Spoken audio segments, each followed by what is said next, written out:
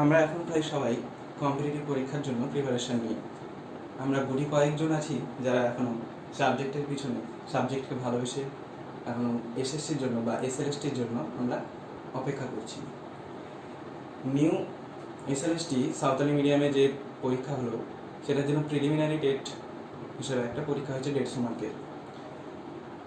সেই প্রিলিমিনারি টেটের জন্য যে সিলেবাসটা দেওয়া হয়েছে স্কুল সার্ভিস কমিশনের পক্ষ থেকে সেটা হলো English, math, Indian history and culture, Indian constitution, books and authors, Indian economy and planning, Indian geography, literature, sports, general science, latest current affairs.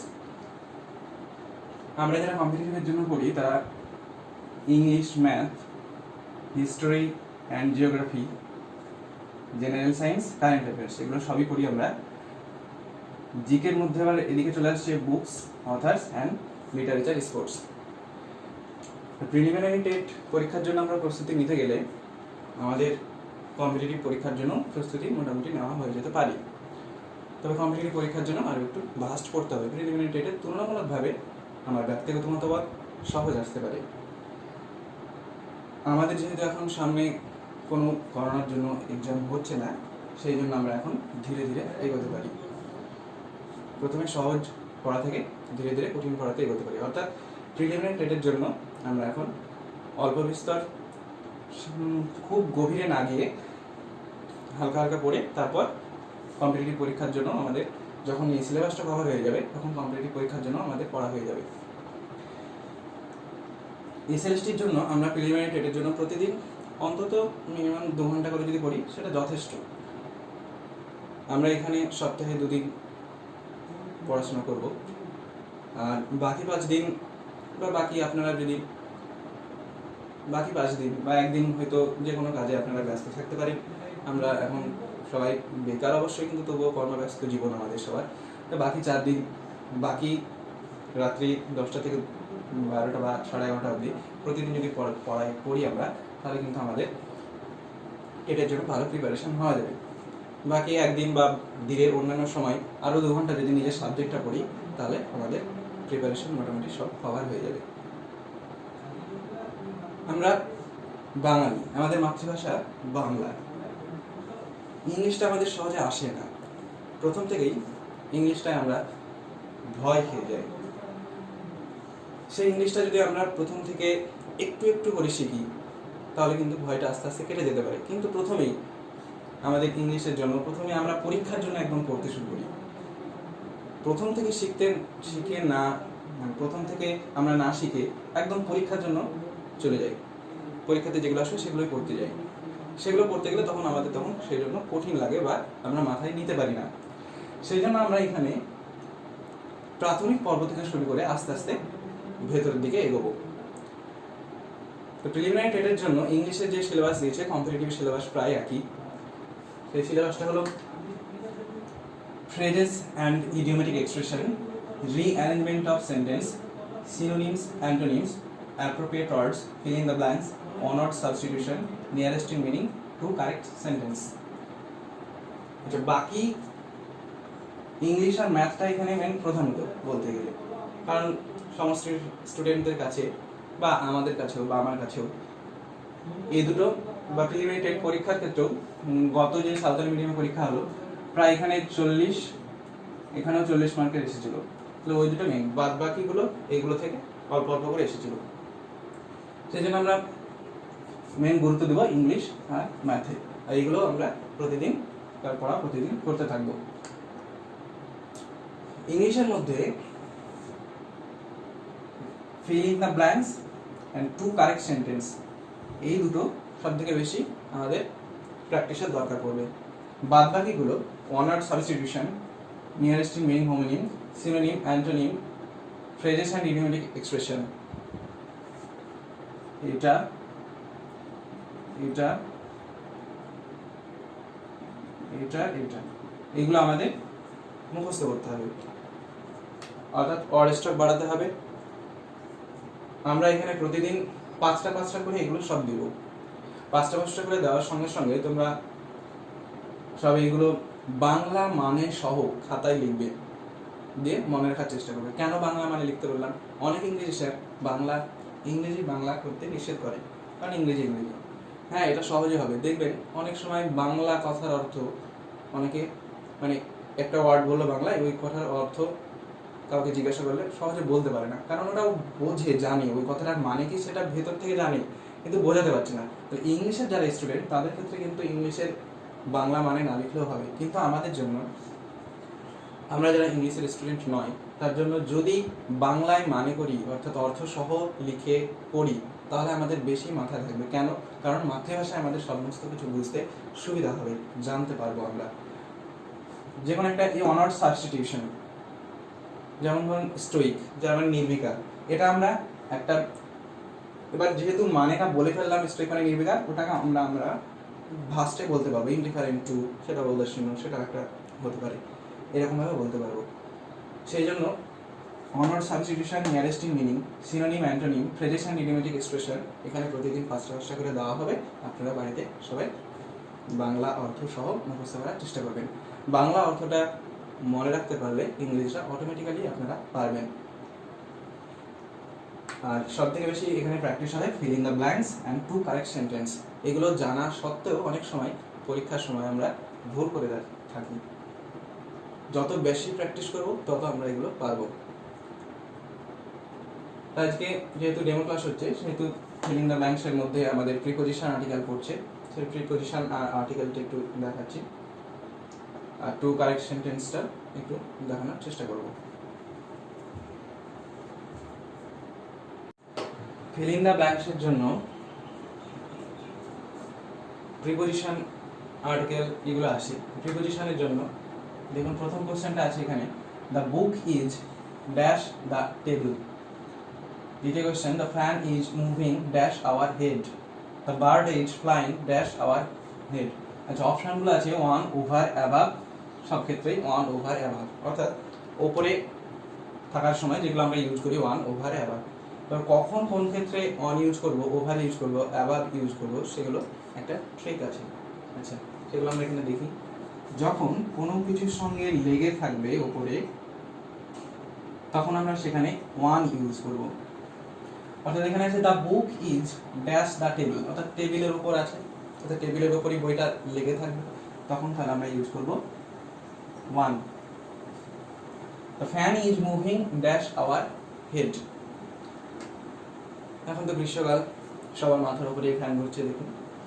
আচ্ছা, ফ্যান ঘুরছে, এই কথা নয় ফ্যানটা সহ কি ঘুরছে না, ফ্যান এক জায়গাতেই নির্দিষ্ট আছে, ফ্যানের পাখাগুলো ঘুরছে, ফ্যানটা কিন্তু একটা নির্দিষ্ট জায়গাতেই আটকে আছে। তখন আমাদের মাথার উপরে যদি একটা নির্দিষ্ট জায়গায় আটকে থাকে, তখন সেখানে আমরা ইউজ করব above. The fan is moving above our head. তারপরে কোশ্চেনে দেখুন, the bird is flying dash our head. আচ্ছা, বার্ডটা উড়ছে আমাদের মাথার উপর, বার্ডটা কিন্তু চলন্ত, অর্থাৎ স্থির হয়ে নেই, তাহলে এখানে আমরা অ্যাবাভ ইউজ করতে পারবো না, তখন আমরা ইউজ করব ওভার।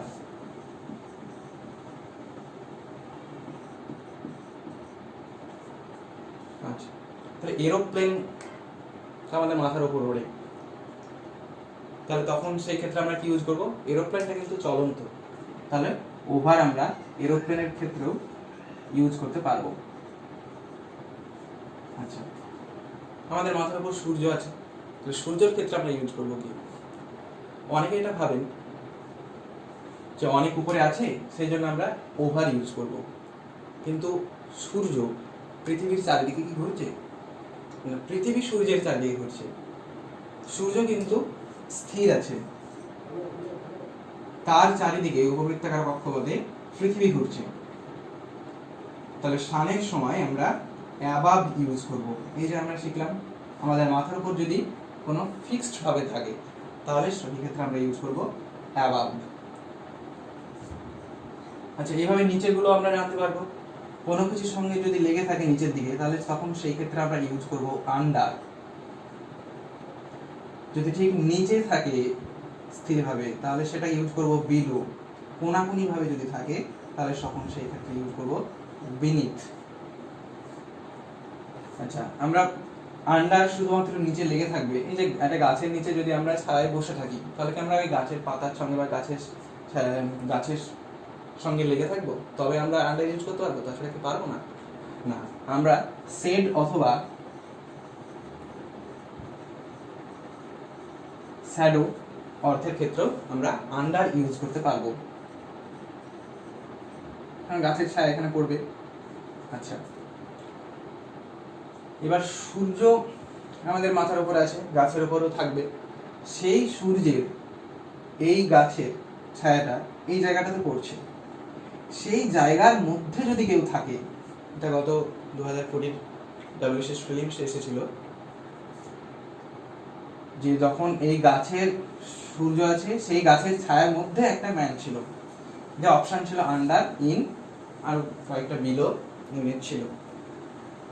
ম্যাক্সিমাম জন সবাই আন্ডার করেছে, কারণ জানি যে আমরা শেড অথবা শ্যাডো ইউজ করতে হয়, এই শেড অথবা শ্যাডোর ক্ষেত্রে আন্ডার ইউজ করতে হয়। কিন্তু এইখানে দেখুন, এই গাছের ছায়ার মধ্যে আছে, গাছের ছায়াটা কিন্তু অনেকটা জায়গা জুড়ে, সেই জায়গার মধ্যে আছে, তখন সেই ক্ষেত্রে আমরা ইন ইউজ করব। অর্থাৎ যখন আমরা কেউ ঘরে প্রবেশ করছে তখন আমরা ইন টু ইউজ করি, যখন ঘরের মধ্যে কেউ আছে তখন আমরা ইন ইউজ করব। তাহলে প্রিপোজিশনগুলো এইভাবে আমরা মনে রাখার অর্থ সহ বুঝে বুঝে করার চেষ্টা করব। এবার ফিল ইন দ্য ব্ল্যাঙ্কস এর ক্ষেত্রে এরপরও আমাদের আর্টিকেল আছে, সেই আর্টিকেলটা এবার দেখাচ্ছি।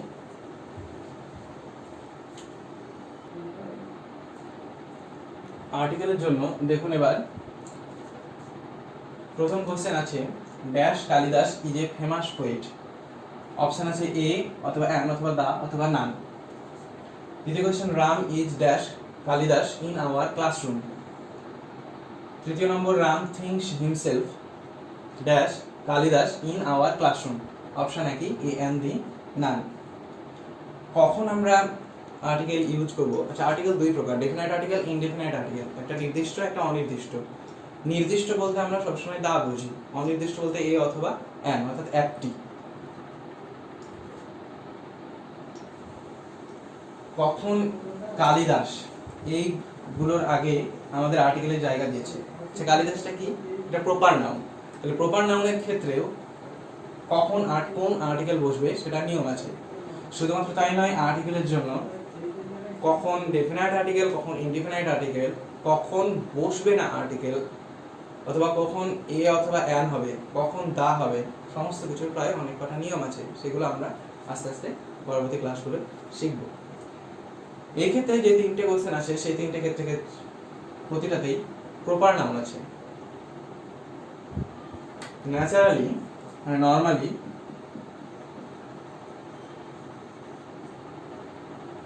প্রপার নাউনের আগে কোনো আর্টিকেল বসে না।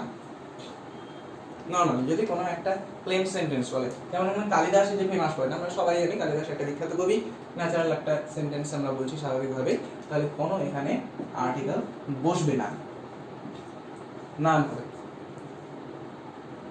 Ram is dash Kalidas in our classroom. আচ্ছা, প্রপার নাউনের আগে দা বসবে কখন? যখন কম্পারিজন বিটুইন আদার্স, যখন অন্যজনদের সঙ্গে তুলনা করা হবে।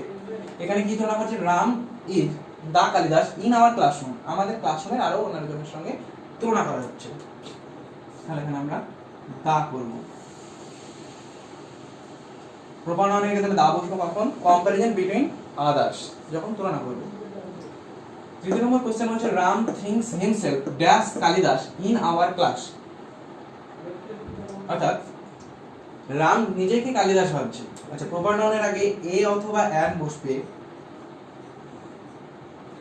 যখন কম্পারিজন বিটুইন ওন সেলফ বা হিমসেলফ এর সঙ্গে করবে, যখন তুলনা করবে কার সঙ্গে? ওন সেলফ বা হিমসেলফ এর সঙ্গে। এখানে কিন্তু রাম নিজেকে কালিদাস ভাবছে তাদের ক্লাসরুমে, তখন হবে, আচ্ছা, এ হবে না অ্যান হবে?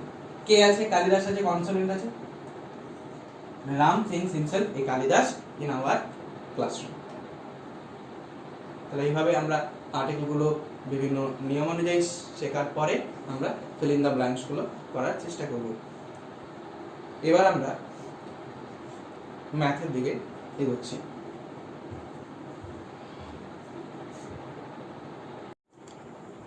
এবার আসি আমরা ম্যাথমেটিক্সের মধ্যে আমাদের সিলেবাসের মধ্যে অ্যারিথমেটিক এবং মেনসুরেশন আছে।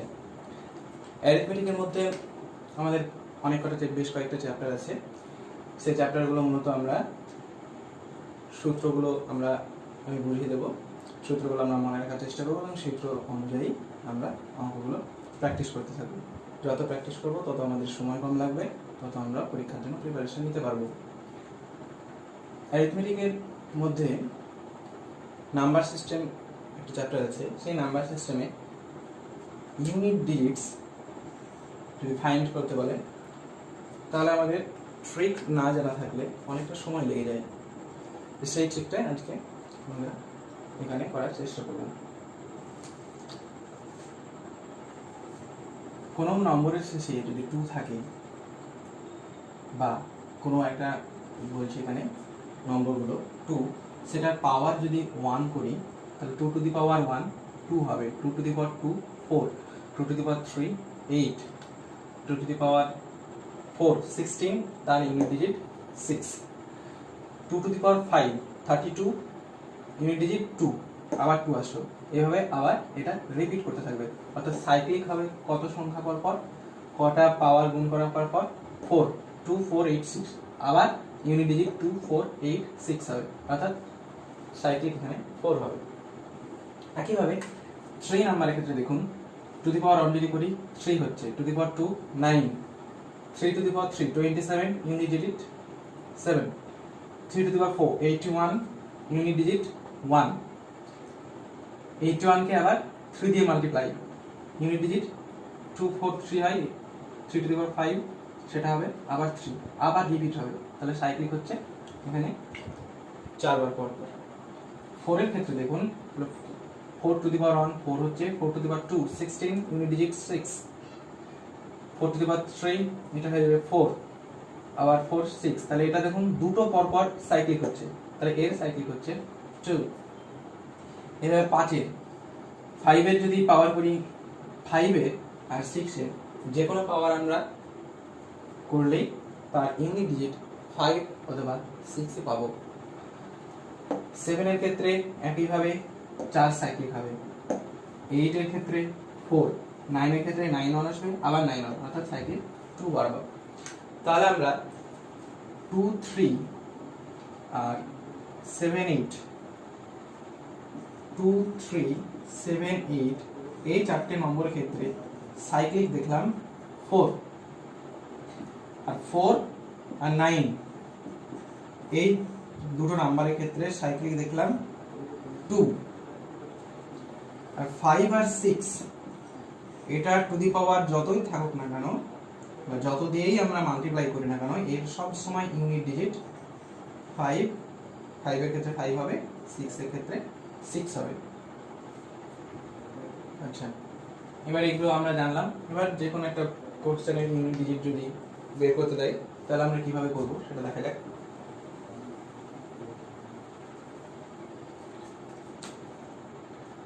ধরা যাক কোশ্চেনে আছে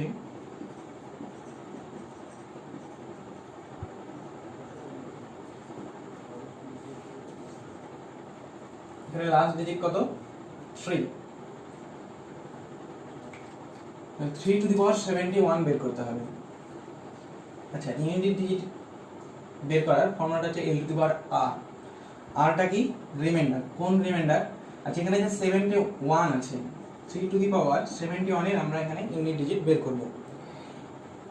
71 করার 3 টু দি পাওয়ার 71 করার সময় আমরা 3 এর পাওয়ারগুলো কতবার পর পর রিপিট হচ্ছে, সাইক্লিক কতবার 4, সেই জন্য আমরা এই 71 কে 4 দিয়ে ভাগ করব।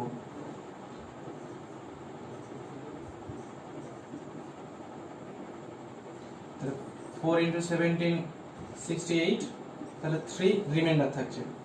তাহলে এই সূত্র অনুযায়ী 3 টু দি পাওয়ার 3 হবে, 3 টু দি পাওয়ার 3 27, তাহলে ইউনিট ডিজিট হয়ে যাবে 7। তাহলে আমরা এত বড় অঙ্ক গুণ না করেই আমরা সহজে এই ফর্মুলায় বলে দিতে পারলাম। কি করলাম, লাস্ট ডিজিট অর্থাৎ ইউনিট ডিজিটের পাওয়ার, সেই পাওয়ারটাকে 8 নাম্বার কোন নাম্বার সেটা দেখব। 3 নাম্বার, এই 3 এর সাইক্লিক কত 4, তাহলে 4 দিয়ে এই পাওয়ারটাকে আমরা ভাগ করব, সেটা রিমাইন্ডার যত হবে তাহলে এই লাস্ট ডিজিট সেটা টু দি পাওয়ার এই রিমাইন্ডার 3 টু দি পাওয়ার 3, সেটার ইউনিট ডিজিট কত 7, তাহলে ইউনিট ডিজিট হলো আমাদের 7, এই অঙ্কটা ইউনিট ডিজিট হবে 7। আচ্ছা নেক্সট আরেকটা অঙ্ক দেখাচ্ছি।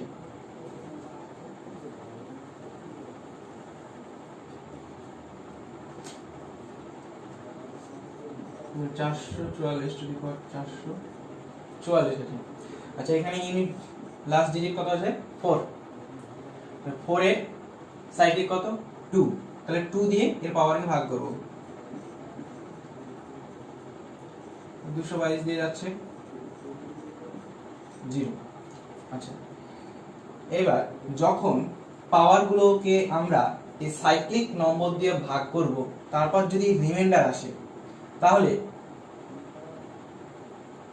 লাস্ট ডিজিট এর যদি 2468 হয়, সেটা তখন ইউনিট ডিজিট হয়ে যাবে 6। এখানে লাস্ট ডিজিট কত 4, এটার রিমাইন্ডার কত হয়েছে 0, তাহলে ইউনিট ডিজিট হয়ে যাবে 6। বোঝা গেল? এটা কিন্তু কখন বললাম 2468 লাস্ট ডিজিট যদি হয়, তার পাওয়ারটা সাইক্লিক নম্বর দিয়ে ভাগ করার পরে, এখানে যেমন 4 এর সাইক্লিক নম্বর কত 2, 2 দিয়ে পাওয়ারটাকে ভাগ করলাম, ভাগ করে যদি রিমাইন্ডার 0 আসে, তখন আমাদের ইউনিট ডিজিট হবে 6। আর যদি লাস্ট ডিজিট 379 থাকে, এখানে 379 তার পাওয়ারটা সাইক্লিক নম্বর দিয়ে, এটা 379 এর সাইক্লিক নম্বর কত 3 এর 4, 7 এর 4, 9 এর 2, তাহলে 3 যখন থাকবে তখন তার পাওয়ারকে 4 দিয়ে ভাগ করব। এখানে যদি 3 টু দি পাওয়ার 4 থাকে, এটা যদি ইউনিট ডিজিট জিজ্ঞাসা করে, তাহলে আমরা কি করব, এই 444 কে 4 দিয়ে ভাগ করব, কারণ ওর সাইক্লিক নাম্বার 4, রিমাইন্ডার 0 আসলো, লাস্ট ডিজিট 3, রিমাইন্ডার 0 আসলো, ইউনিট ডিজিট 0 হবে। বোঝা গেল? 2468 লাস্ট ডিজিট যদি থাকে, তার পাওয়ার যদি সাইক্লিক নম্বর দিয়ে ভাগ করে রিমাইন্ডার 0 আসে, তাহলে ইউনিট ডিজিট 6 বলে দেব একেবারে। 379 যদি লাস্ট ডিজিট থাকে, তার পাওয়ারটাকে তার সাইক্লিক নম্বর দিয়ে ভাগ করার পর রিমাইন্ডার যদি 0 আসে, ইউনিট ডিজিট 0 বলে দেব। বাকিগুলো যা আমরা শিখেছি সেটাই হবে। একটু আগে যেমন 1453 71 যেটা হলো, এখানে যেমন 3 টু দি পাওয়ার 71, এটাকে 4 দিয়ে ভাগ করলাম, 3 পেয়েছিলাম রিমাইন্ডার 3 টু দি পাওয়ার 3, মানে ইনটু দি পাওয়ার r হবে লাস্ট ডিজিট, আর এটা রিমাইন্ডার, সেটা ইউনিট ডিজিট অ্যানসার হয়ে যাবে। আচ্ছা এরপরে যদি এরকম একটা কোশ্চেন থাকে,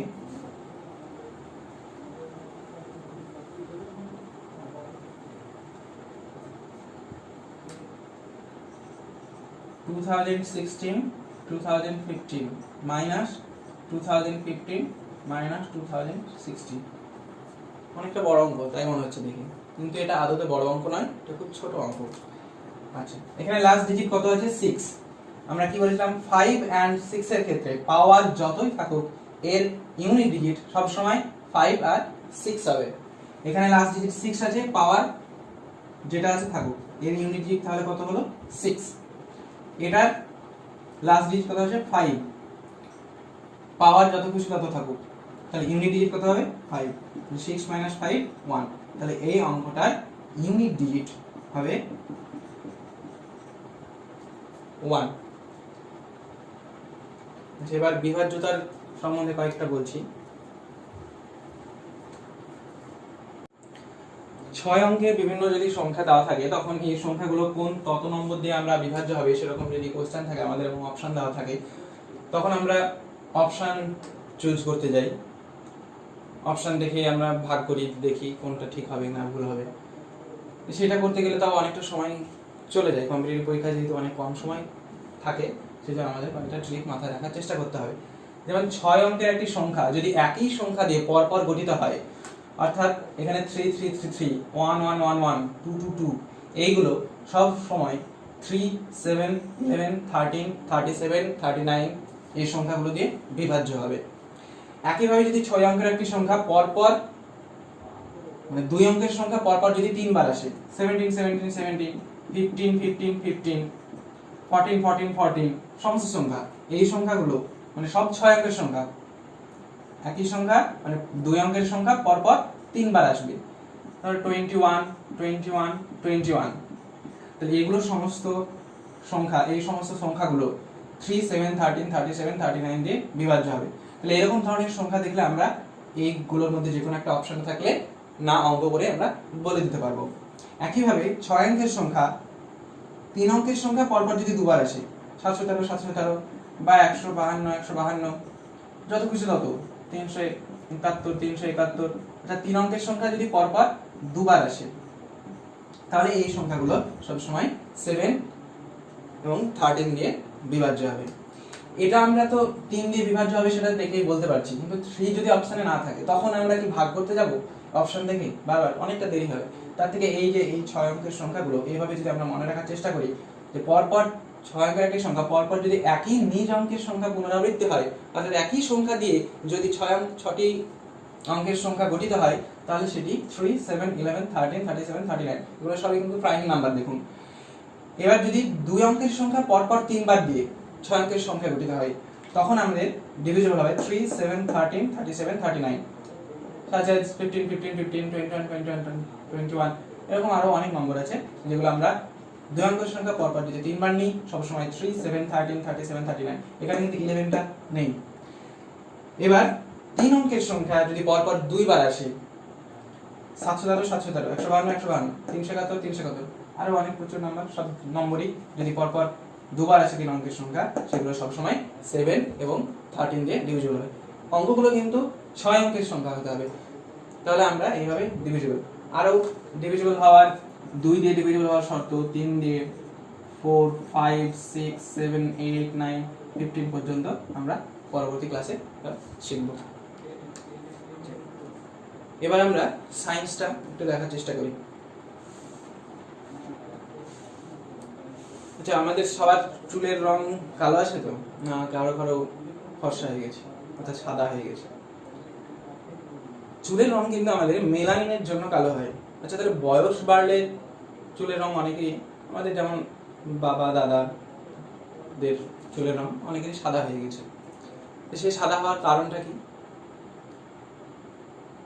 মেলানিনের পরিমাণ বয়স বাড়ার সঙ্গে সঙ্গে মেলানিনের পরিমাণ কমে যায়, সেই জন্য আমাদের বয়স্কদের চুলের রং ক্রমশ সাদা হতে থাকে। কাকাতুয়া পাখি তো আমরা সবাই চিনি। কাকাতুয়া পাখির মাথায় ঝুঁটি থাকে একটা, যে সেই ঝুঁটিটা যদি কেটে দেওয়া হয় তাহলে পাখি চিৎকার করেছে কোনোদিন? ওই ঝুঁটি পালক, তার পালক যদি কাটা হয় তাহলে কিন্তু সে ছটফট করবে, কিন্তু কাকাতুয়ার ঝুঁটি যদি কেটে দেওয়া হয় তাহলে কিন্তু তার কোনো কষ্ট হয় না। কেন? যে কাকাতুয়ার ঝুঁটিটা আসলে প্রকৃতপক্ষে একটু চুল, যেমন আমাদের চুল, নখ এগুলো কাটলে কিন্তু আমাদের কোনো ব্যথা হয় না। সেরকম একটা যে গন্ডারের খড়গ, গন্ডারের খড়গ যদি কাটা হয় তাহলে কিন্তু তার কোনো এফেক্ট হয় না, সেটাও এক ধরনের চুল, সেটা খুব অবশ্য শক্ত। আবার লোম কারো নরম হয়, কারো একটু মোটা হয়, শক্ত হয়। সেরকম সজারুর লোমগুলো দেখবে খুব খাড়া খাড়া এবং শক্ত, কাটার মতো। তো এই লোমগুলো, আমাদের লোমগুলো যদি বাইরে থেকে না টানা হয় তাহলে কিন্তু বাইরে চুলের মতোই, যদি এটা কাটা হয় তাহলে কিন্তু ব্যথা হয় না। সেরকম সজারুর কাটাগুলো এক একটা লোম, কিন্তু ওটা লোমগুলো খুব শক্ত। শিকারী প্রাণীগুলো যেমন বিড়াল জাতীয় প্রাণী অর্থাৎ বাঘ, ওরা কিন্তু পায়ের নখগুলো থাবার মধ্যে লুকিয়ে রাখে, যখন শিকার করে তখন কিন্তু ওই নখগুলো শিকার করার সময় নখটা বের করে শিকার করে সে। কিন্তু কুকুর কুকুরে কিন্তু থাবার মধ্যে নখ লুকোনো থাকে না, ওর বের হয়েই থাকে। তাহলে একইভাবে শিকারী পাখির সবসময় তাহলে নখ কি হবে, ধারালো হবে, ছুচলো হবে, আর ওদের বের হয়ে থাকবে। আর আমাদের শরীরে কটা হাড় আছে বলো তোমরা? আচ্ছা, তো তাদের মধ্যে দীর্ঘতম হাড় কোনটা? দীর্ঘতম হাড় আমাদের পায়ের ফিমারটা। হাতে কি কি হাড় থাকে?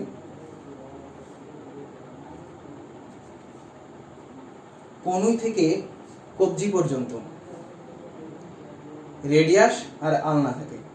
যখন পরবর্তী ক্লাস হবে তখন ছবি সহ বলে দেওয়া হবে, পিডিএফও দেওয়া হবে, যাতে, কারণ আমাদের অডিও এবং ভিজুয়ালি যদি পড়া হয় যে কোনো জিনিস বেশি মনে থাকে, সেই জন্য পরবর্তী ক্লাসে দেখানো হবে। তো রেডিয়াস থাকে আর আলনা থাকে। আর কাঁধ থেকে কনুই পর্যন্ত আমাদের হিউমেরাস হাড় থাকে। এই কাঁধ থেকে কনুই অবধি যেমন হাতে হিউমেরাস থাকে, তেমনই কোমর থেকে পায়ের হাঁটু অবধি আমাদের ফিমার থাকে। ফিমারটা আমাদের দীর্ঘতম হাড়। হাঁটু থেকে পায়ের গোড়ালি পর্যন্ত আমাদের থাকে টিবিয়া ও ফিবিউলা। আর আমাদের সব থেকে ছোট হাড় কোনটা বলো শরীরে? আচ্ছা, এগুলো সব তোমরা বাড়িতে পড়বে। আচ্ছা, আমাদের এখন কি রোগ হচ্ছে সব থেকে বেশি? মহামারী, কোন প্যান্ডেমিক আমরা ভুগছি? করোনা। আচ্ছা, করোনার মেন ভাইরাসটা কি? এটা তো নোবেল করোনা ভাইরাস, মিউটেশন হয়ে হয়ে হচ্ছে। নোবেল মানে নিউ। তো এটা মেন কোন ভাইরাস ছিল? আচ্ছা, জ্বর হয়, আবার আমাদের পেট খারাপ হয়। তো কোনটা কোন বাহিত রোগ? আচ্ছা, শ্বাসকষ্ট হয়। এখনকার দিনে সব থেকে বেশি, যারা এখন জন্মাচ্ছে তাদের মধ্যে সব থেকে বেশি রোগ হচ্ছে শ্বাসকষ্ট। শ্বাসকষ্টজনিত রোগ কেন হচ্ছে? কারণ এখন বায়ু দূষণ বেড়ে গেছে। বায়ুতে প্রচুর ধূলিকণা এবং প্রচুর দূষিত গ্যাস মিশে গেছে। তো শ্বাসকষ্টজনিত রোগগুলো তাহলে আমরা বলবো বায়ুবাহিত। আর পেটের, আচ্ছা পেট মানে আমরা খাদ্য গ্রহণ করি, তাই তো, তারপরে তো পেটে যায়। তাহলে জলবাহিত রোগগুলো হবে পেটের। তাহলে পেটের রোগগুলো হবে জলবাহিত, এবং শ্বাসকষ্টজনিত রোগগুলো, যত রোগ আছে সেই রোগগুলো হবে বায়ুবাহিত। এরকম করে আমরা সমস্ত কিছু মনে রাখার চেষ্টা করবো। এভাবেও আমরা ইতিহাস, ভূগোল, ইকোনমি, পলিটি, জিকে সমস্ত কিছু পড়ে আমরা কভার করার চেষ্টা করবো সিলেবাসটা। এবং নিয়মিতভাবে আমরা পড়া ধরবো তোমাদের কাছ থেকে, এবং সেটা যাতে আমাদের আয়ত্ত থাকে। এবং সেই জন্য প্রথম মাসে যেটা হবে সেটা মক টেস্ট নেওয়া হবে, দ্বিতীয় মাসে প্রথম মাস এবং দ্বিতীয় মাসের মক টেস্ট নেওয়া হবে, তৃতীয় মাসে প্রথম, দ্বিতীয়, তৃতীয়, এইভাবে চলতে থাকবে। সমস্তটাই জানে আমরা যেগুলো পড়ে নিচ্ছি সেগুলো যাতে আমরা ভুলে না যাই। আচ্ছা বেশ, আজ এ পর্যন্ত থাক।